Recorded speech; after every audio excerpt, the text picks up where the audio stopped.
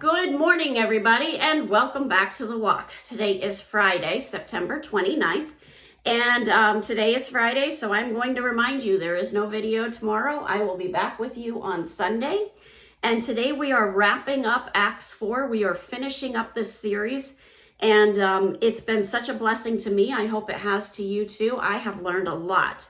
So today we're starting in verse 33, and it says, "And with great power the apostles were giving their testimony to the resurrection of the Lord Jesus, and great grace was upon them."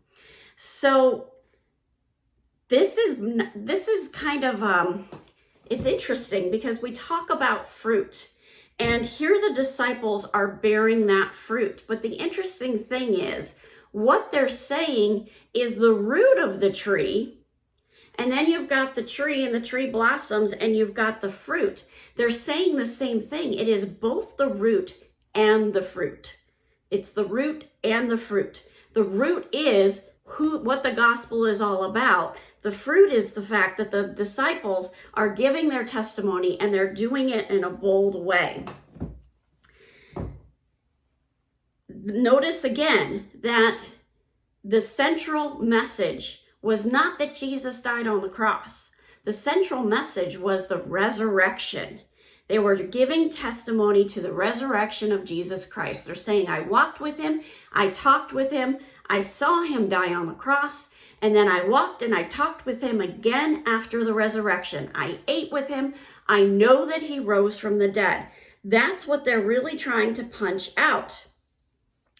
And this is done through major grace.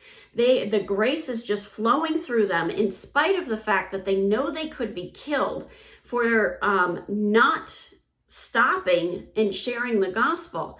They've still got the boldness to do that. They're still moving forward. They're not letting that adversity hold them back in any way.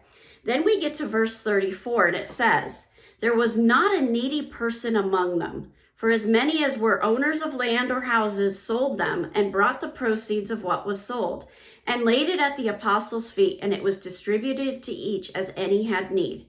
Thus Joseph, who was called by the apostles Barnabas, which means son of encouragement, a Levite, a native of Cyprus, sold a field that belonged to him and brought the money and laid it at the apostles' feet." So they had land, they had houses, and they're selling them to provide for other Christians. And why did they lay it at the apostles' feet? Well, the reason they laid it at the apostles' feet is because they're the leaders of the church. It's like our tithe. Our tithe goes to the leaders of the church, and then the leaders of the church meet as a group and they decide how it will be distributed. They decide how it will pay the bills of the church. They decide how it will help the people in need. They decide how much it will go to missions, which is also providing for our Christian brothers and sisters. So it's important that we recognize that you need some kind of a governing board or governing group that's deciding how the resources are being distributed, so that they can be sure no one falls through the cracks and that the needs of the people are met. This generosity very quickly began to be abused. So we've got to be aware that, that Paul taught that we've got to be mindful of who should be helped and how they are helped. First of all, the church is going to decide who the truly needy are. They're going to be digging into that. That's part of their role.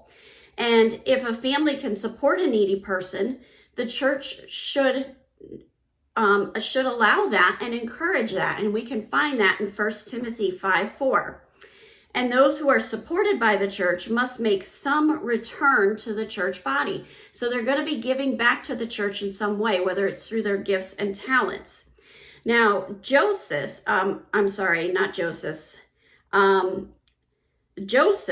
who was also called Barnabas. Now, this was a notable example of his giving spirit. He gave everything up. He put it all at the apostles' feet. He said, give it to whoever has need.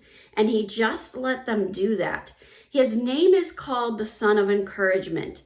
And what a beautiful way of encouraging is, but one beautiful way of encouraging is by leading by example.